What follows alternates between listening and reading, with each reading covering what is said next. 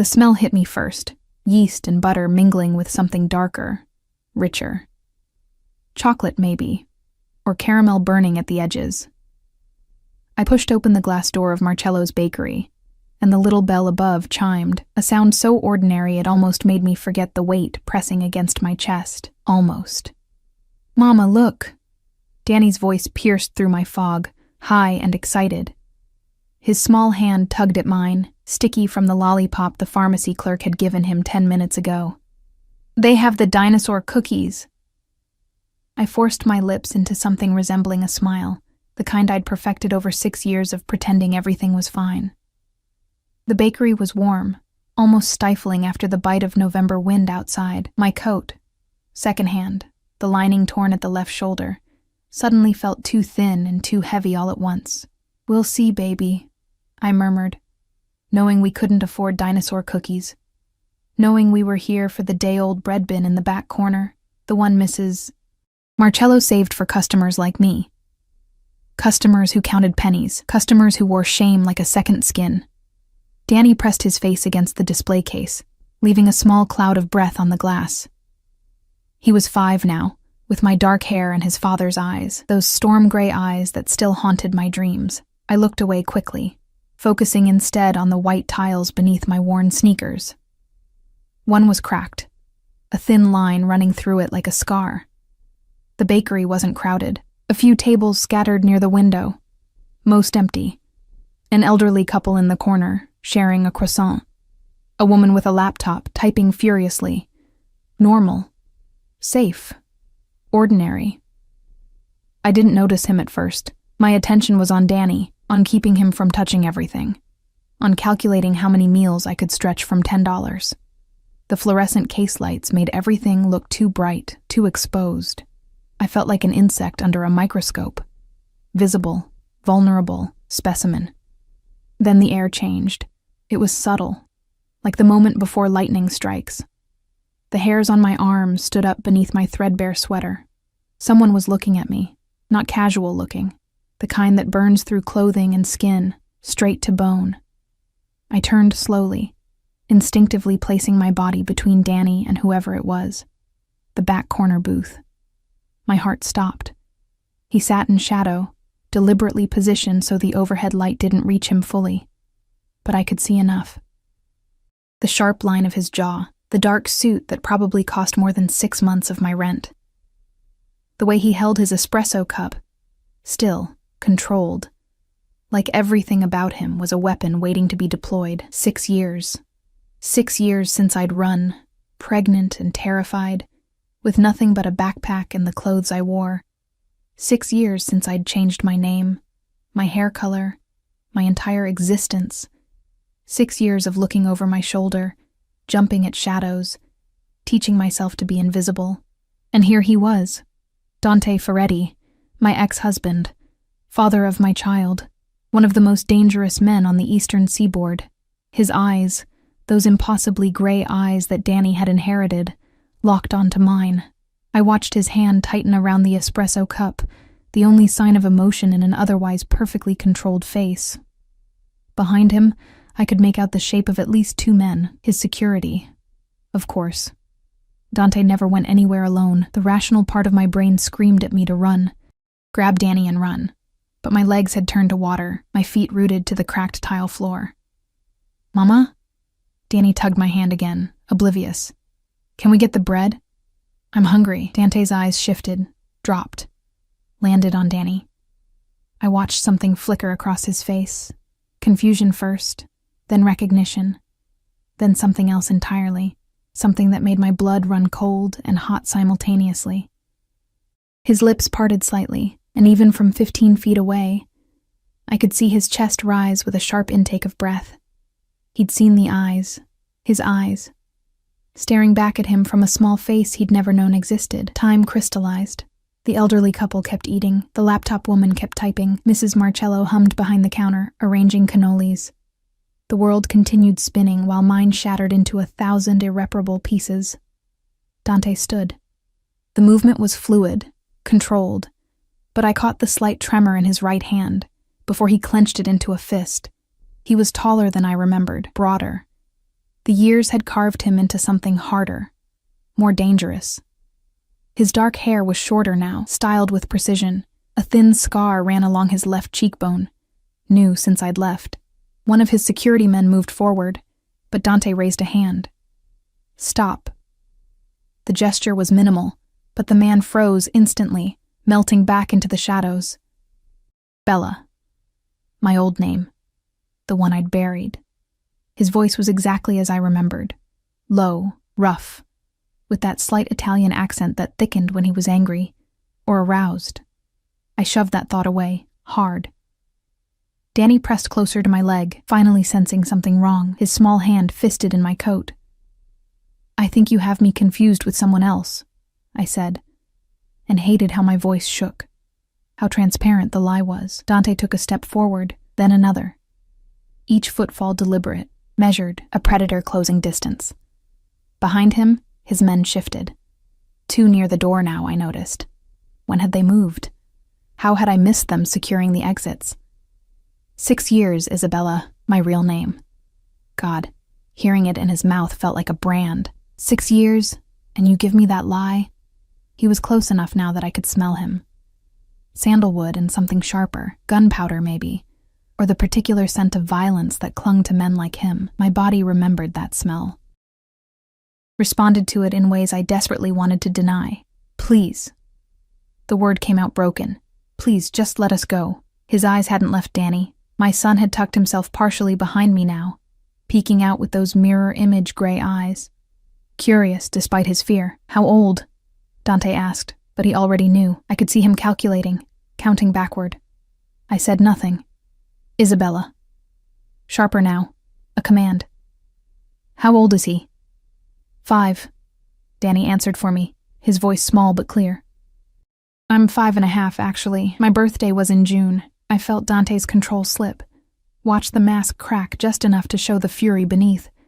His jaw clenched so hard I heard his teeth grind. When he spoke again, his voice was dangerously soft. A son. Not a question. An accusation. You were pregnant when you left. Mrs. Marcello had stopped humming. The laptop woman's fingers had gone still on the keys. The elderly couple was staring now, sensing drama or danger or both.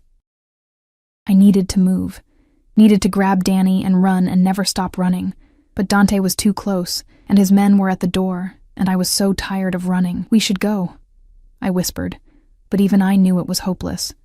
Dante's hand shot out, not touching me but caging me, palm flat against the wall beside my head. He leaned in, and I was drowning in that smell, in the heat of him, in 6 years of fear and longing and rage all tangled together. You kept my son from me. Each word was a bullet. You ran. You hid. You made me believe you were dead. You made me afraid to be alive. I shot back, finding some fragment of spine. What did you expect me to do? His free hand lifted, and I flinched instinctively, but he didn't strike. Instead, his fingers brushed my cheek, so gentle it hurt worse than a blow. His thumb traced the dark circle under my eye, the evidence of too many sleepless nights. I expected you to trust me. His voice had gone rough, raw. I expected you to be my wife. I was never your wife, I said bitterly. I was your possession. Something dangerous flashed in his eyes. Yes, he agreed, and the honesty of it stole my breath. Mine. Always mine. Did you really think I'd let you go? Danny whimpered, and the sound snapped something in me. I shoved at Dante's chest, useless, like pushing a wall. But it made my point. You're scaring him. Dante's eyes dropped to Danny again, and I watched him visibly force himself to step back, to give us space, but his hands were shaking now, fine tremors running through powerful fingers. What's his name? A different tone. Softer. Dangerous in a new way. Danny. I pulled my son against me, wrapping my arms around his small body. Daniel. After your father. Dante's voice held something I couldn't identify. You gave him your father's name. Before I could respond, the bell above the door chimed. A man entered. Expensive suit, cold eyes, moving with the particular grace of professional violence. He headed straight for Dante, leaning close to whisper something. I watched Dante's expression harden, watched him glance at the window, at something or someone outside. When he looked back at me, his face had transformed into the mask I remembered. The Don, the boss, the man who controlled empires built on blood and fear. We're leaving. Not a request. He gestured to his men. Secure the car. Clear the street. We're not going anywhere with you, I said, hating how weak I sounded. Dante's smile was sharp enough to draw blood. Isabella, my love, my wife who ran away with my child. He stepped close again, his hand curling around my jaw, possessive, claiming, you have two choices. Come with me now, willingly, and we'll discuss this like civilized people, or I carry you both out of here and we discuss it my way. That's kidnapping. That's family. His grip tightened fractionally. That's my son you've been hiding. That's my blood running through his veins. Did you really think I wouldn't move heaven and hell to get him back? To get you back? The way he said you made my skin prickle, like I was the prize, like Danny was secondary. Mama? Danny's voice was scared now, really scared. I looked down at my son, this beautiful, innocent child who knew nothing of his father's world, who I'd worked so hard to protect from violence and darkness and the weight of a family name that drowned more men than it saved. Then I looked back at Dante, saw the obsession burning in those gray eyes, the possession, the absolute certainty that we belonged to him, had always belonged to him, would forever belong to him, and I knew, with horrible clarity, that running was no longer an option, that the moment he'd seen Danny's eyes, my freedom had ended, again. If I come, I said slowly, you swear he stays safe, you swear you won't let your world touch him. Dante's expression shifted, surprise, maybe that I was negotiating. He's my son. I would die before I let anything harm him. Your world harms everything it touches. Then I'll change my world, said with such conviction I almost believed him. Almost. His hand moved from my jaw to the back of my neck, fingers tangling in my hair the way they used to. The gesture was intimate, possessive, terrifyingly familiar. Come home, Isabella. You've been cold and hungry and scared for 6 years. Let me fix it. Let me take care of you both. His voice dropped to a whisper only I could hear. Let me show you what you've been missing. Before I could answer, his phone buzzed. He glanced at it, and his face went deadly. We need to move, now. He looked at one of his men. Marco, bring the car to the back. Clear the... The window exploded. Glass rained down like deadly snow. I felt Dante's body slam into mine, driving me backward as the sound of the explosion registered. Sharp, brutal, real. We hit the floor hard, his weight crushing me, protective and suffocating all at once. Danny! I screamed, but the sound was swallowed by chaos. Gunfire. Actual gunfire. The sharp crack, crack, crack of bullets tearing through the bakery. I heard Mrs. Martello shrieking, the laptop woman sobbing, the shattering of more glass. Dante's men were returning fire, their weapons appearing from nowhere. And suddenly, the cozy neighborhood bakery had transformed into a war zone. Stay down, Dante growled against my ear. His hand pressed my head into his chest, the other reaching for something at his back. A gun. Of course he had a gun. My son. Where's my son? I thrashed beneath him, panic obliterating rational thought. Marco has him. Behind the counter. Safe. His voice was utterly calm, like this was normal. Like our child wasn't cowering in a bakery while bullets flew overhead. Another explosion, closer this time. The front door blew inward, smoke billowing through the opening. I couldn't see anything, just shapes moving through the haze. The acrid smell of gunpowder burning my throat, making me cough. Dante shifted, rising to his knees while keeping me pinned with one arm. I heard him fire. Once, twice, 3 times. Methodical. Precise. Somewhere in the smoke, someone screamed. East exit now! He barked at his men. Then, to me, can you run? I nodded, though I wasn't sure my legs would hold me. He hauled me up with one hand, the other keeping his weapon trained on the smoke-filled entrance. Through the chaos, I could see Marco, the man who'd whispered to Dante earlier, crouched behind the counter with Danny clutched against his chest. My son's face was buried in the stranger's suit jacket, his small body shaking. "Cover!" Dante shouted, and suddenly we were moving. He pulled me through the bakery, navigating the destruction with the ease of someone who'd done this 1,000 times. We vaulted over an overturned table, glass crunching under our feet. Behind us, I heard more gunfire, more shouting in Italian, sharp, angry commands I couldn't understand. Marco was already at the back door, Danny still in his arms.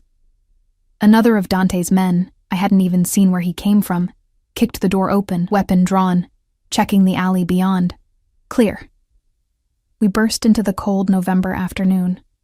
The alley was narrow, dingy, smelling of rotting garbage and motor oil. A black SUV sat running, back door already open. The windows were tinted so dark they looked like pools of oil.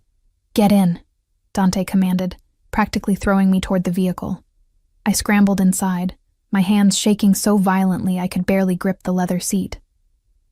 Marco climbed in after me, and suddenly Danny was in my arms, solid, warm, alive. I buried my face in his hair, breathing him in, checking frantically for injuries. You're okay, baby, I've got you." "Mama, that was so loud." His voice was thin, terrified. Why were those men shooting? I had no answer. No words that would make sense of this nightmare. Dante slid in beside me, slamming the door. "Drive. Take the river route." The driver, another man I didn't know, punched the accelerator, and we shot forward. I was pressed back against the seat. Danny clutched to my chest. Dante's body a solid wall of heat and danger beside me. Through the back window, I could see smoke rising from the bakery. People were running into the street, some screaming, some recording with their phones. In the distance, sirens wailed. Police, probably, or ambulances. Too late. Always too late. "What the hell was that?" I demanded, my voice shrill with adrenaline and terror. Who were those people? Dante didn't look at me. His eyes were fixed on his phone, fingers moving rapidly across the screen. Enemies. They've been watching me for weeks, waiting for an opening. An opening? An opening for what? Murder? In a goddamn bakery? Isabella. His tone held warning. Not now. Not now. I was shaking, rage and fear mixing into something explosive. You brought this into our lives. They were already in your life. He finally looked at me, and the intensity in his eyes made me forget how to breathe. The moment you became mine, the moment you carried my child, you became a target. Running didn't change that. Hiding didn't change that. It just made you vulnerable. I wanted to scream. Wanted to hit him. Wanted to grab Danny and throw myself from the moving vehicle. Consequences be damned. Instead, I held my son tighter and watched the city blur past the windows. We drove for 20 minutes, weaving through streets I didn't recognize. The SUV's interior was immaculate. All leather and dark wood, smelling of expensive cologne and gun oil. Danny had gone quiet against my chest, his breathing evening out. Shock, probably, or exhaustion. I pressed my lips to the top of his head and tried not to fall apart. Eventually, we turned onto a private drive. Trees lined both sides, tall, dense, deliberately positioned to hide whatever lay beyond. The SUV slowed as we approached a gate. Iron, at least 12 feet high, with security cameras mounted at intervals. The gate swung open without us stopping. We rolled through, and I caught glimpses of men positioned in the shadows. Guards. Armed guards protecting whatever fortress Dante had built. The house, if you could call it that, appeared gradually through the trees. It was massive, all stone and glass. Modern lines mixed with old-world architecture. 3 stories at least, sprawling across manicured grounds that probably cost more to maintain than I earned in a year. My chest tightened. This was his world. Power. Wealth. Violence wrapped in Italian marble and expensive taste. The SUV stopped beneath a covered entrance. Dante was out before the engine died, pulling open my door, reaching for Danny. "I'll carry him," he said. And it wasn't a request. I hesitated, every instinct screaming not to let my son go. But Danny was heavy in my arms, and I was shaking with exhaustion, and Dante's hands were already sliding beneath my boy's small body. Danny stirred as Dante lifted him. Those gray eyes, identical to his father's, blinking open with confusion. "Mama?" "I'm right here, baby." I scrambled out of the SUV, staying close. Dante held Danny with surprising gentleness, supporting his head, adjusting his grip when Danny's legs dangled awkwardly. For just a moment, watching them together, my son and the man I'd fled, something in my chest cracked. They looked right together, undeniably connected. Same eyes, same stubborn set to the jaw, same way of tilting their heads when confused. "Come," Dante said quietly, and walked toward the entrance. I followed because there was no other choice. Inside, the house was even more overwhelming. The foyer alone was larger than my entire apartment. Marble floors, a chandelier that probably cost 6 figures, artwork on the walls that looked old and priceless. Everything gleamed. Everything whispered of money and power, and a world I'd never truly belonged to. A woman appeared, older, Mediterranean features, dressed in a simple black dress. She looked at Dante with the kind of deference that comes from long service. "Mr. Ferretti, thank God you're safe. I've prepared the East Wing as you requested." "Thank you, Maria." Dante's voice had shifted again, taking on that commanding tone that made people move. "Have the doctor come immediately. I want them both checked." "We don't need a doctor," I protested. He finally looked at me, and the expression on his face silenced my objection. "You have glass in your hair, Isabella. Blood on your sleeve. You think I won't have you examined?" I glanced down. He was right. My coat sleeve was torn, a shallow cut running along my forearm. I hadn't even felt it happen. "Maria will show you to your rooms," Dante continued. "Shower. Change. The doctor will see you within the hour, then we eat." "Rooms?" I echoed. "Dante, we can't stay here." "You can. You will." He shifted Danny in his arms, and my son, exhausted, confused, overwhelmed, had let his head drop against his father's shoulder. The gesture was so natural, so trusting, it made my throat close. "This is your home now, both of you." "This isn't our home. We have an apartment." "That apartment?" His voice went cold. "The one bedroom in the building with broken locks and mold in the bathroom? The one where you work 2 jobs and still can't afford to feed our son properly?" Heat flooded my face, shame and anger mixing. "How do you know about... Did you really think I stopped looking for you?" He stepped closer, and even with Danny between us, the intensity of his presence was suffocating. "I've known where you were for 3 months, Isabella. I've watched you struggle, watched you pretend to be someone else. Watched you raise my son in poverty while you were too proud or too stubborn or too scared to come home." The words hit like physical blows. "You knew? For 3 months? You knew?" I was waiting. His jaw clenched.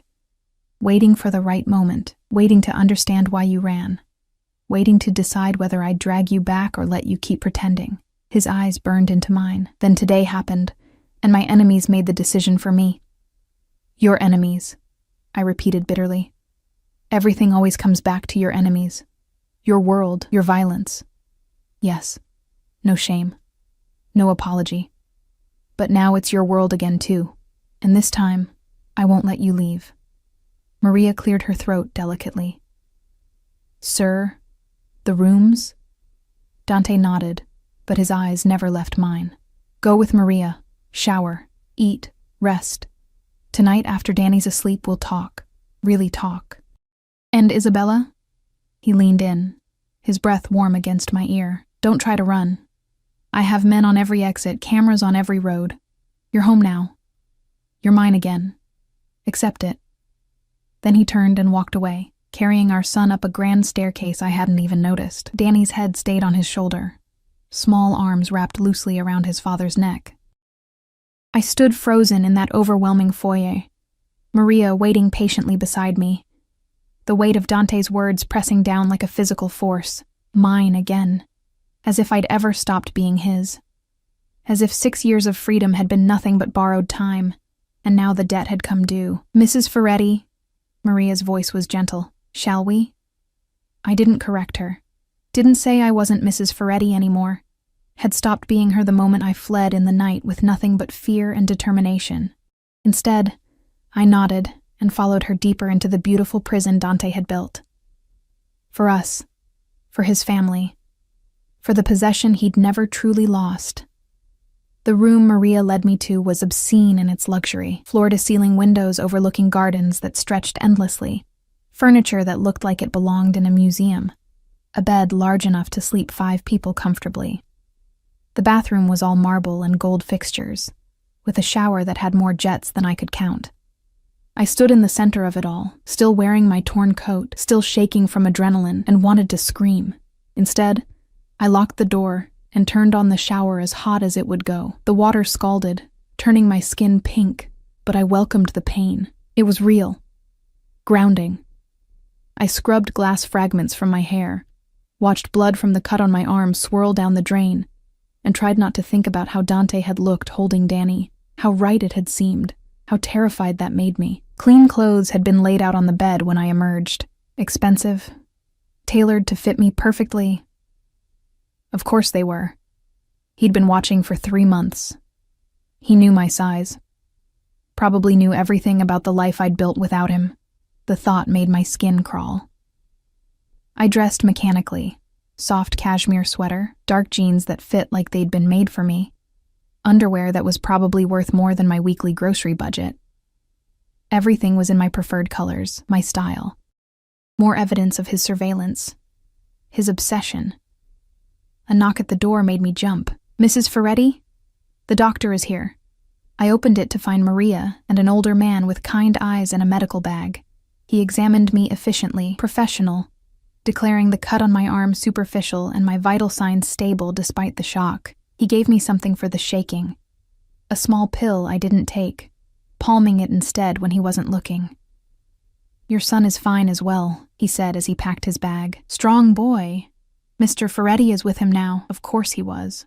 Probably filling Danny's head with stories, with promises, with the seductive pull of a father's love my son had never known. After the doctor left, Maria guided me through hallways that seemed to multiply, each one more opulent than the last. We passed rooms I couldn't begin to name. Libraries, sitting rooms, what looked like a private gym. Everything whispered of wealth so old and deep it had lost meaning. Finally, we reached another wing entirely. Maria opened a door, and I heard it immediately, Danny's laughter. My feet moved before my brain caught up. The room was clearly designed for a child, though it looked nothing like the cramped corner of our apartment where Danny slept. Here, there were toys I recognized from commercials, books stacked on custom shelves, a bed shaped like a race car. And in the middle of it all, Dante sat cross-legged on an expensive rug, helping Danny build something with blocks. "See, you put this one here," Dante was saying, his voice softer than I'd heard it in years. "Then the tower stays balanced. Like this?" Danny placed a block carefully, his tongue poking out in concentration, a habit that was pure me. "Exactly like that. You're good at this. Mama says I'm good at building. She says I can be an architect when I grow up." Something flickered across Dante's face. "Your mama is right. You can be anything you want." They hadn't noticed me yet. I stood in the doorway, watching this impossible scene. My son and his father, playing together like this was normal, like bullets hadn't been flying hours ago. Like our lives hadn't just been irrevocably shattered. Danny looked up then, his face breaking into a smile. "Mama, look what Dante taught me." Dante. Not this man, or the scary guy. Just Dante, like they'd known each other forever. "I see, baby." I moved into the room, hyper-aware of Dante's eyes tracking my movement. "That's a very tall tower. Dante says tomorrow he'll show me the garden. There's a pond with fish." Danny's excitement was genuine, uncomplicated. He had no idea what any of this meant. No idea we were trapped. "That sounds nice." I knelt beside them, needing to be close to my son. "Are you feeling okay? After... earlier?" Danny's smile dimmed slightly. "The loud noises were scary, but Dante says it was just fireworks. People celebrating." My eyes snapped to Dante's. Fireworks. He'd lied to our son about gunfire, about an assassination attempt, about the violence that had nearly killed us all. Fireworks, I repeated flatly. Dante's expression was unreadable. Unexpected celebration. Nothing to worry about now. Danny, sweetheart, why don't you play with these toys for a minute? I need to talk to Dante. My son nodded, already distracted by a remote-controlled car he'd discovered. I stood, jerking my head toward the door. Dante rose with that fluid grace that reminded me he was dangerous, following me into the hallway. The moment the door closed, I rounded on him. Fireworks? You told him it was fireworks? What would you have me say? His voice was level, controlled. That his father's enemies tried to murder us in a bakery? That he'll never be safe because of who I am? He's 5 years old, Isabella. Exactly. He's 5, and you've already dragged him into your nightmare, our nightmare. He stepped closer, backing me against the wall. The moment you conceived him, he became part of this world, my blood, my legacy, my responsibility. He's not your legacy. He's a child. He's my son. The words were fierce, possessive. Mine. And I will protect him with my life, do you understand? Every man in this house would die before they let harm touch him. Can you say the same about that apartment? About your waitressing job where drunk men corner you by the bathroom? About walking home alone at night through streets I wouldn't let my enemies traverse? His words struck too close. There had been incidents. A customer who'd grabbed my wrist, a man who'd followed me 3 blocks before I ducked into a convenience store. Small violences I'd accepted as the price of freedom. At least there I was free, I whispered. Free? He laughed. But there was no humor in it. You were barely surviving, working yourself to exhaustion, feeding our son pasta 3 nights a week because you couldn't afford more. That's not freedom, Isabella. That's suffering. And you chose it over me. I chose it over being your prisoner. You were never my prisoner. His hand came up, cupping my face with unexpected gentleness. You were my wife, my partner, the only person I trusted completely. Until I wasn't. The old wound opened fresh. Until I became just another possession you locked away. Pain flashed across his features. Is that what you think? That I didn't love you? I think you loved owning me. My voice cracked. There's a difference. He was silent for a long moment, his thumb tracing my cheekbone. When he spoke again, his voice was raw. After you left, I tore this city apart looking for you. I called in every favor, threatened every contact, put a price on information so high that men sold their own mothers for a chance at it. For 6 months, I barely slept, barely ate. I became a ghost of myself because you were gone. Dante, when I finally accepted you might be dead, something in me died too. I became harder, crueler. My enemies learned to fear me in new ways because I had nothing left to lose. His forehead pressed against mine. Then 3 months ago I saw you, walking out of that grocery store with Danny, laughing at something he'd said. And I felt alive again, whole again. Like I could finally breathe. Tears burned my eyes. You should have let me go. Never. The word was absolute. I would burn this entire world down before I let you go again. That's not love. That's obsession. Yes. He didn't even try to deny it. I'm obsessed with you. I was obsessed with you the moment I met you. Some waitress who spilled coffee on my suit and apologized with fire in her eyes instead of fear. I was obsessed when I married you. I'm obsessed now, and I will be obsessed until I stop breathing. His intensity was overwhelming, terrifying, and somewhere deep inside, thrilling in a way I desperately wanted to deny. This won't work, I said weakly. We can't go back. We're not going back. His hand slid to my waist, pulling me closer. We're starting over. But this time, you'll see what I should have shown you before. This time, I'll prove that I can give you everything. Safety, comfort, a father for our son. Everything except freedom to leave. That's the only thing I want. Liar. His lips brushed my ear. If that were true, you wouldn't be trembling right now. You wouldn't have that flush on your cheeks. You wouldn't remember what it was like between us. I did remember. God help me. I remembered everything. The passion that had consumed us both. The way he'd made me feel desired, protected, cherished. Right up until I'd felt suffocated instead. Danny needs stability. I tried, grasping for any argument. Not this chaos. Danny needs his father. He needs a home where he's safe, where his mother isn't exhausted, where he can have dinosaur cookies whenever he wants them. Dante pulled back just enough to meet my eyes. Stay. Give me a chance to prove I can be what you both need. And if I refuse? His smile was sad. Then I keep you here anyway, but I'd rather you chose us. A sound from Danny's room, something falling, followed by his little voice calling, "I'm okay," broke the tension. I moved to check on him, but Dante's hand on my arm stopped me. There's something else you need to know. His expression had shifted, becoming more guarded. The attack today wasn't random. They targeted me because of a shipment, weapons that went missing 3 months ago. The same weapons your friend Marco stole before he disappeared. My blood went cold. Marco didn't steal anything. Isabella.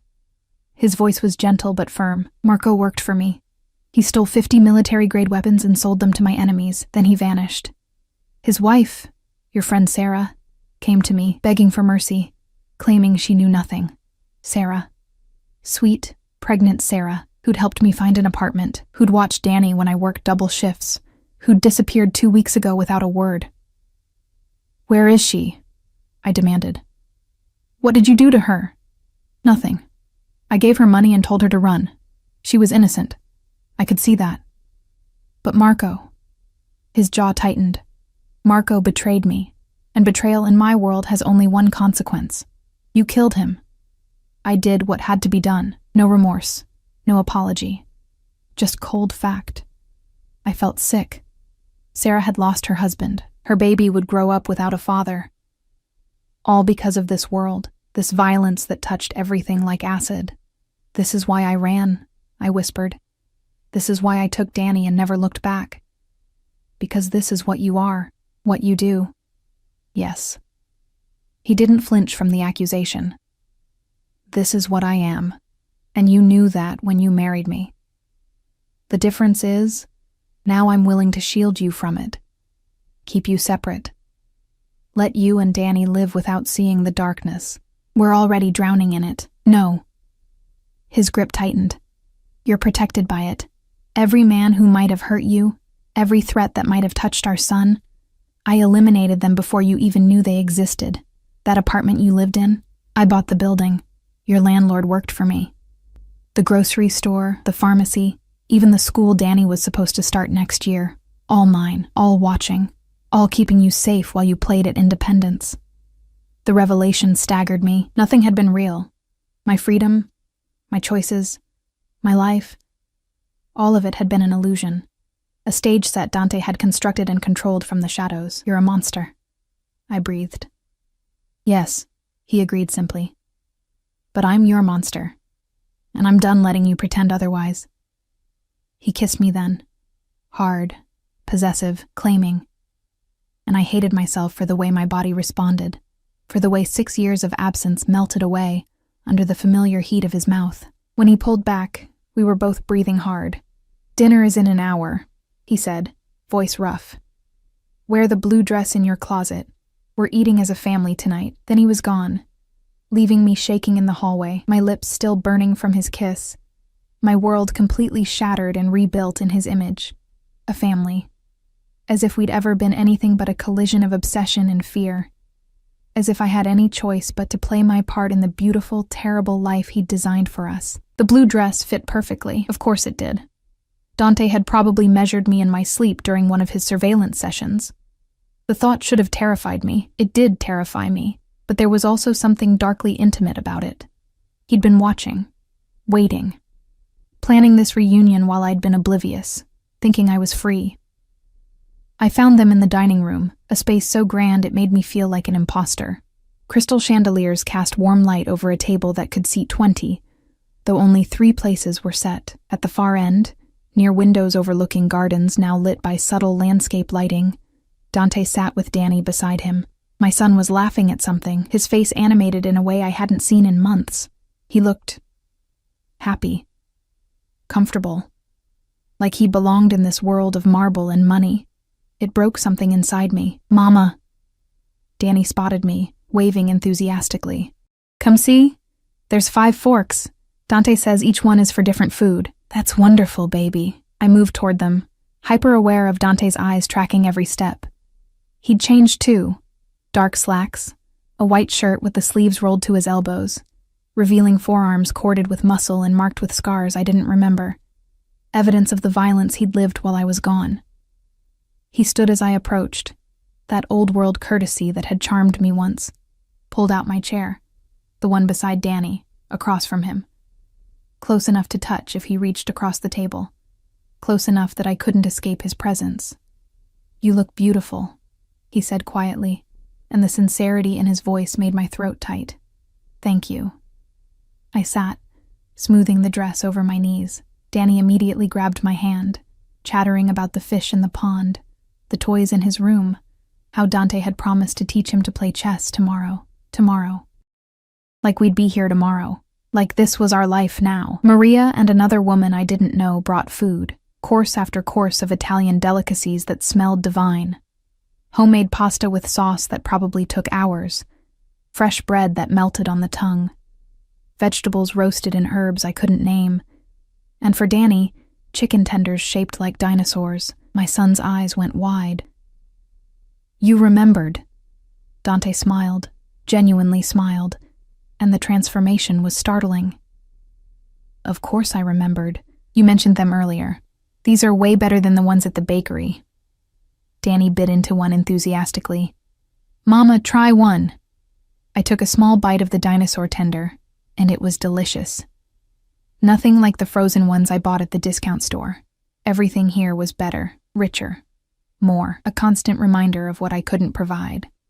"How long have you been planning this?" I asked Dante, keeping my voice low so Danny wouldn't notice the edge. "The clothes, the room, the food. How long?" He took a sip of wine, deep red, probably older than me. 3 months, since the day I found you." "And the attack today?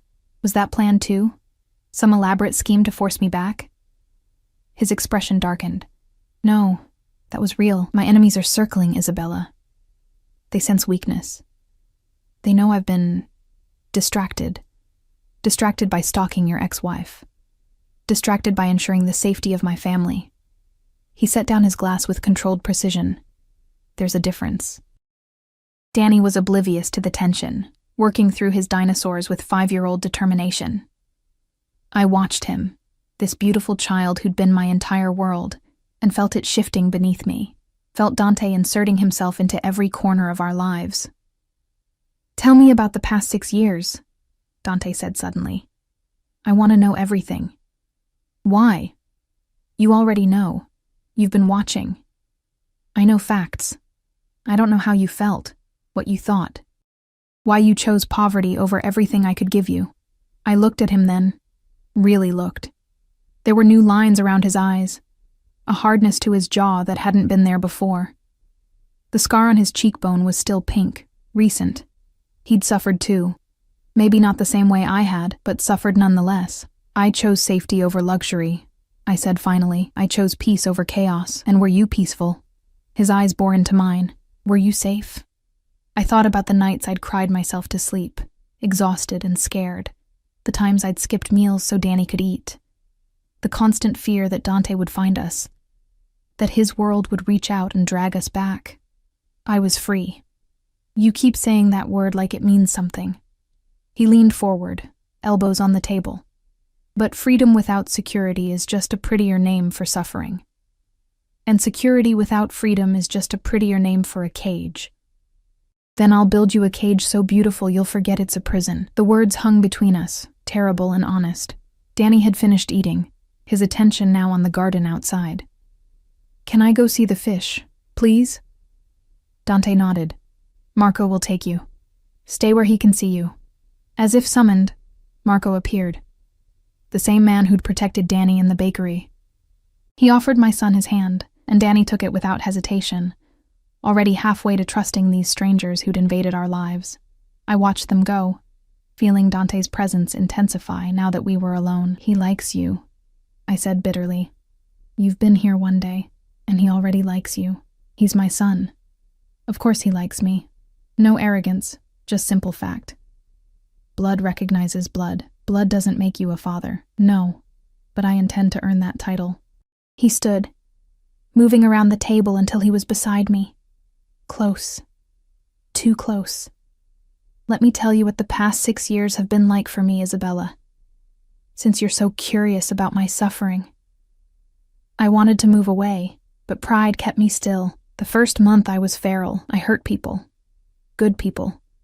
Because I needed someone to blame. I turned this city inside out looking for clues. When I found nothing, I assumed the worst. That you were dead. That someone had taken you to hurt me. His hand came to rest on the back of my chair, caging me without touching. Month 6, I held your memorial. Spoke words I didn't believe because some part of me knew you were alive. I could feel it. But I went through the motions because everyone expected me to move on. Dante. Year 2, I became someone I didn't recognize. Colder, more ruthless. My enemies started calling me Il Fantasma, the ghost, because I moved through their ranks like death itself. I eliminated threats with efficiency that would have horrified the man you married. His voice had gone rough, heavy with memory. Year 4, I started seeing you everywhere. In crowds, in cars passing by. I'd chase these ghosts, these women who look nothing like you, because I was losing my mind. My associates staged an intervention, told me I needed to let you go. I broke 3 of their ribs and continued searching. I closed my eyes, not wanting to hear this, not wanting to feel sympathy for the man who'd trapped me. Then 3 months ago, I saw him first. Danny, walking out of that grocery store with dinosaur fruit snacks. And I knew. I knew before I even saw your face. That was my blood. My son.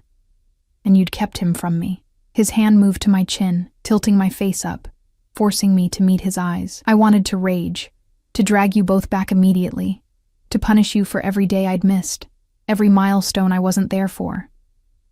But I waited. Watched. Tried to understand why you'd run. And do you know what I realized? I couldn't speak. Could barely breathe. I realized I'd never actually asked you to stay. I'd assumed your compliance, assumed your love. I'd given you luxury and protection, but never partnership, never choice. I'd made you my wife without ever asking if you wanted to be. Tears blurred my vision. You're doing the same thing now. You haven't asked. You've just taken. Because this time, I can't risk you saying no. His thumb wiped away a tear that had escaped. This time, the stakes are too high. Danny needs both his parents. And I need you. I've always needed you. More than I need air. That's not love, Dante. That's desperation. It's both. He pulled me to my feet, and suddenly we were chest to chest, his heart pounding against mine. I'm desperately, obsessively, irrevocably in love with you. I have been since you spilled that coffee. And yes, I'm possessive. Yes, I'm controlling. Yes, I'm probably too damaged to love you the way normal men do. But I'm trying. I'm trying to be better. For you. For him. By holding us prisoner, by keeping you safe. His hands framed my face. There are 17 active threats against my organization right now. 17 groups who would love to hurt me by hurting you. By hurting our son. In that apartment you were exposed. Vulnerable. One wrong person asking the right questions. And Danny would have been leverage. Do you understand? They would have taken him. Tortured him. Used him to break me. And it would have worked. The horror of his words sank in slowly. You're trying to scare me. I'm trying to make you understand reality. His voice was fierce. This isn't about ownership. It's about survival. My world is ugly and violent, and I hate that my son was born into it. But he was. And the only way to protect him is to keep him close, to surround him with men who would die for him. To make sure everyone knows that touching him means war. He's 5 years old. He should be worried about kindergarten, not war. And he will be. Here, he can be a child. He can play and learn and grow up without ever seeing the darkness. But out there, he gestured toward the windows. Out there, he's a target, a weakness, the son of a man with too many enemies. I wanted to argue, wanted to find holes in his logic. But deep down, I knew he was right. The attack at the bakery proved it. They'd found us. They'd tried to kill us. And if Dante hadn't been there, I hate this, I whispered. I hate that you're right. I know. He pressed his forehead to mine. I hate it too. But this is the world I built, and now we all have to live in it. Through the windows, I could see Danny crouched by the pond, Marco standing guard nearby. My son was pointing at something in the water, his mouth moving in excited chatter. He looked safe, happy, protected. Everything I'd tried so hard to give him, and failed. If I stay, I said slowly, things have to change. I'm not the girl who married you. I won't be locked away like some treasure you've collected. I don't want you locked away. His hand slid down to my waist. I want you beside me, my partner, my equal. Equal? I almost laughed. How can I be your equal when you control everything? Then tell me what you need. What would make this bearable? I pulled back, looking at him. This dangerous, obsessive man who'd destroyed my peace and rebuilt it in his image. I need to know Danny will grow up with choices, that he won't be forced into your world. Done, he chooses his own path. I need to be able to work, to have purpose beyond being your wife. He hesitated and I saw the struggle. The possessive need to keep me close warring with his desire to give me what I'd asked for. Working in the city is too dangerous, he said finally. But I have legitimate businesses, restaurants, real estate, imports. You could manage any of them, build something of your own. It wasn't freedom, but it was more than I'd expected, and I need you to promise that if I truly can't bear this, if it becomes too much, you'll let me go. His expression shuddered. No. Dante? No, Isabella. His voice was absolute. I'll give you anything else, anything in my power, but I will never let you leave again. That's the one thing I can't promise. Honesty, at least. Brutal and unwavering. Then this isn't a negotiation. It's surrender. It's survival. He kissed me then, softer than before. For all of us. And maybe, if I'm very lucky, eventually it will be more. Outside, Danny's laughter carried through the glass. Pure, innocent, unaware of the bargains being struck in his name. And I realized with terrible clarity that I'd already made my choice. Not for love, not for freedom, but for him. For the safety only Dante's world could provide. I was home, in the beautiful, terrible prison I'd never truly escaped. And this time, I wouldn't run. The weeks that followed felt like learning to breathe underwater, necessary, unnatural, and occasionally suffocating. Dante kept his promises, at least the ones he'd made. Danny started at a private school 10 minutes away, driven each morning by Marco and 2 other guards in an armored SUV that looked civilian enough not to scare the other children. My son adapted with the resilience of childhood, making friends, bringing home artwork that got displayed on the refrigerator in our enormous kitchen like we were any normal family. We weren't normal. We would never be normal, but we pretended, and the pretending became almost real. I took over management of Dante's restaurant portfolio, 3 upscale establishments that required oversight, staffing decisions, menu consultations, real work, meaningful work, the kind that made me feel less like a possession and more like a person. Dante had an office set up for me in the East Wing, all glass and natural light, where I could work without feeling trapped. He was trying. I could see that. Could feel it in the way he asked before assuming, in how he included me in decisions about Danny's education, his activities, his life. We ate dinner together every night, Dante, Danny, and me, like some twisted Norman Rockwell painting where the father happened to run a criminal empire. The physical distance he maintained was harder to interpret. He'd kiss me goodnight, chaste, controlled, but never pushed for more, never demanded the intimacy that had once burned between us. It was like he was courting me all over again, trying to earn what he'd once simply taken.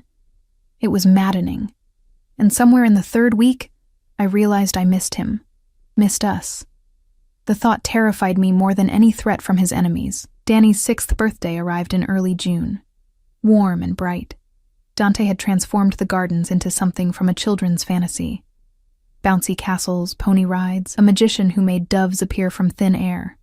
He'd invited families from Danny's school, their parents eyeing our home with barely disguised envy and curiosity. I played hostess, making small talk with mothers who didn't know their sons played with the child of a crime lord. Dante worked the crowd with practiced charm, just another wealthy businessman celebrating his son. No one would have guessed the security detail positioned strategically throughout the property, or the background checks run on every family before they'd received an invitation. "He looks happy," Maria said quietly, appearing beside me with a tray of drinks. She'd become something like a friend over the weeks. My guide through this world. My buffer when Dante's intensity became too much. I watched Danny on the bouncy castle, shrieking with laughter as he jumped with 3 other boys. "He does," I admitted. I thought taking him from the life I built would hurt him. But he's thriving. Children need stability more than they need struggle. Maria's voice was gentle but firm. "You gave him love when you had nothing else. Now Mr. Ferretti gives him everything, including that love. Together, you're complete. We're not together. Not really." She gave me a look that said she wasn't fooled. "You live under the same roof, raise your son together. He looks at you like you hung the moon. You look at him like you're afraid to want him. That's together, Mrs. Ferretti, just complicated." Before I could respond, Dante appeared, Danny riding on his shoulders. My son's face was painted like a tiger, his hands sticky with cake frosting. "Mama! Did you see me jump? I jumped higher than everyone." "I saw, baby. You were amazing." I reached up to wipe frosting from his chin, and my hand brushed Dante's cheek. The contact was electric, his eyes darkening as they met mine. "Can I go play more?" Danny asked. "Please?" "Stay where Marco can see you," Dante said, lowering him to the ground. Danny took off running, and we were left standing close, the party swirling around us. "Thank you," I said quietly. "For this. For making his day special. He's my son. I'd give him the world." His hand found the small of my back, familiar and possessive. "I'd give you both the world. You already have." Something shifted in his expression. Have I? Or have I just built a prettier cage? The honesty startled me. "I don't know anymore. The lines are blurry. Isabella." He turned me to face him fully, oblivious to the parents watching us with interest. "I need to tell you something. There's been a development." My stomach dropped. "What kind of development?" "The men who attacked us at the bakery. I found them. All of them." His voice was calm, but I could see the violence lurking beneath. "They're no longer a threat. You killed them. I protected my family. No remorse. But in the process I discovered who hired them, who's been orchestrating the attacks against my organization." He paused, and I knew I wasn't going to like what came next. "It was Romano, Vittorio Romano, my former associate, your friend Sarah's husband, Marco's cousin." The ground tilted. "But Marco is dead. You said—" "I said I handled the betrayal. I didn't say I killed him." Dante's jaw tightened. "Marco disappeared after stealing from me. Went underground. I assumed he'd run, maybe fled the country. But he's been here the entire time, working with Romano to dismantle everything I've built. Why are you telling me this? Because tomorrow I'm ending it. Romano, Marco, everyone connected to this conspiracy.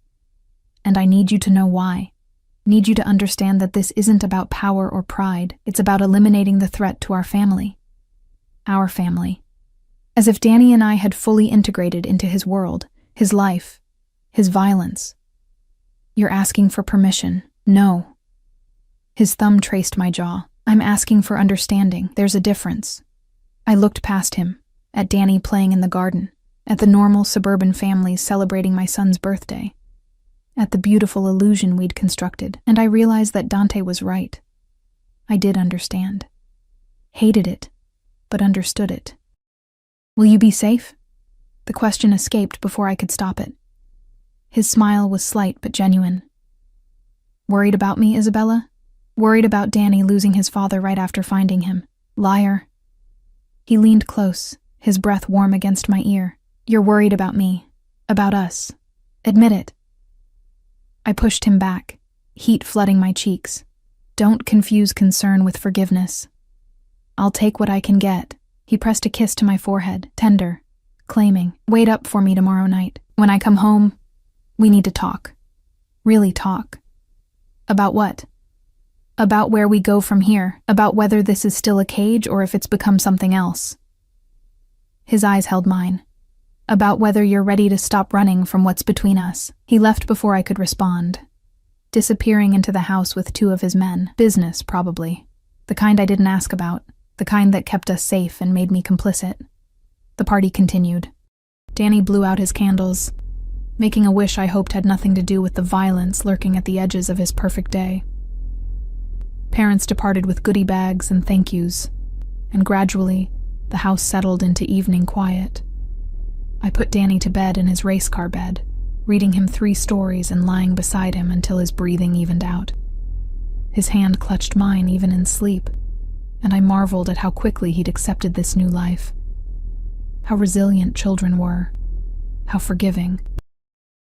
When I finally extracted myself, heading toward my own room, I found Dante in the hallway, just standing there, tie loosened, looking exhausted and dangerous, and entirely too compelling. "Couldn't sleep?" I asked. "Didn't try." He pushed off the wall, moving toward me. "Been thinking about tomorrow, about what comes after, and what does come after. That depends on you." He stopped inches away. "I can keep living in this half-state, where you're here but not really mine, where we're partners in parenting but strangers in everything else, or, his hand came up, fingers threading through my hair. "Or you let me back in, really in. Let me prove that this, us, can be more than obligation and fear." My heart hammered. "Dante, I don't know if I can. Don't decide now." His thumb traced my lower lip. "Tomorrow, after I've handled Romano, after the last threat to our family is eliminated, then decide. Decide if you want this marriage to be real again. If you want me the way I've never stopped wanting you." The want in his eyes was overwhelming. 6 years of denial, of distance, of desperate obsession, all focused on me. "What if I can't forgive you?" I whispered. "What if I can't forget what you are?" "Then I'll spend the rest of my life earning your forgiveness, proving I can be the man you need." He kissed me then, slow and deep, pouring years of longing into the contact. When he pulled back, we were both shaking. "But I think you've already started forgiving me. I think that scares you more than anything I've actually done." He was right. God help me, he was right. "Go," I said, my voice unsteady. "Do what you need to do. End this. Come home safe. Will you wait up for me?" I should have said no, should have maintained the distance I'd fought so hard to keep. Instead, I nodded. His smile was devastating. "Then I'll have something to fight for." He left before dawn. I heard the SUVs depart, felt the house settle into tense waiting. Maria tried to keep Danny and me distracted. Cooking lessons, garden time, movies in the home theater. But the day dragged endlessly, each hour heavier than the last. Dinner came and went. Danny fell asleep on the couch during his movie, and I carried him to bed, marveling at how much heavier he'd gotten in just a few weeks. Better food, consistent meals, childhood finally allowed to flourish. 10 o'clock, 11, midnight. I paced the library, unable to settle. What was taking so long? Had something gone wrong? Was Dante hurt? Dead? The thought sent ice through my veins, sharp, terrifying. At 1:15 I heard vehicles approaching, doors slamming, low voices in Italian. I ran to the entrance, Maria appearing from nowhere to stand beside me. Dante walked through the door alone. His suit was torn, blood spattering the white shirt, but he was walking. Alive. Whole. Our eyes met across the foyer. "It's done," he said simply. "Romano, Marco, all of them. It's over." I crossed to him without thinking, my hands framing his face, checking for injuries. "You're hurt." "Not my blood." His hands covered mine. "Well, mostly not my blood." "You need a doctor. I need you." He pulled me against him and I felt him trembling. "I need to hold you and remember why I do this. Why I become a monster. Because you and Danny are worth any amount of blood." I should have been horrified. Should have pushed him away. Instead, I held him tighter. "I was terrified," I admitted against his chest. "All day I was terrified you wouldn't come back." "Isabella?" He tilted my face up. "I will always come back to you. Always. Death itself couldn't keep me away." "That's not comforting." It's honest. His kiss was desperate, tasting of violence and relief. Now tell me you're ready to stop fighting this. Stop pretending you don't feel it too. I looked at him. This dangerous, obsessive, impossibly complicated man who'd destroyed my peace and rebuilt it stronger. Who'd given our son everything I couldn't. Who looked at me like I was his salvation and his damnation wrapped together. I'm terrified, I whispered, of wanting you, of loving you again, of what that makes me. It makes you mine. His forehead pressed to mine, as I've always been yours. Say yes, Isabella. Say you'll stop running.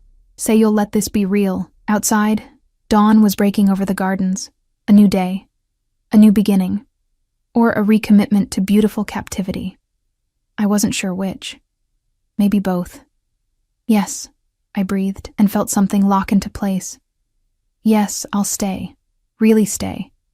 Not because I'm trapped, but because this is home now. You're home. And I'm tired of pretending otherwise. His kiss was everything, claiming, celebrating, sealing the promise we'd both finally made. When we broke apart, he was smiling. Took you long enough. Really smiling. Shut up and kiss me again, he did.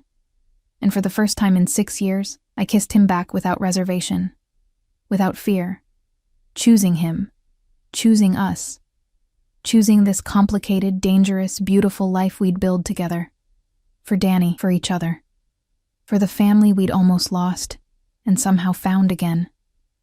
The sun rose on our second beginning, and this time, I wasn't running toward freedom.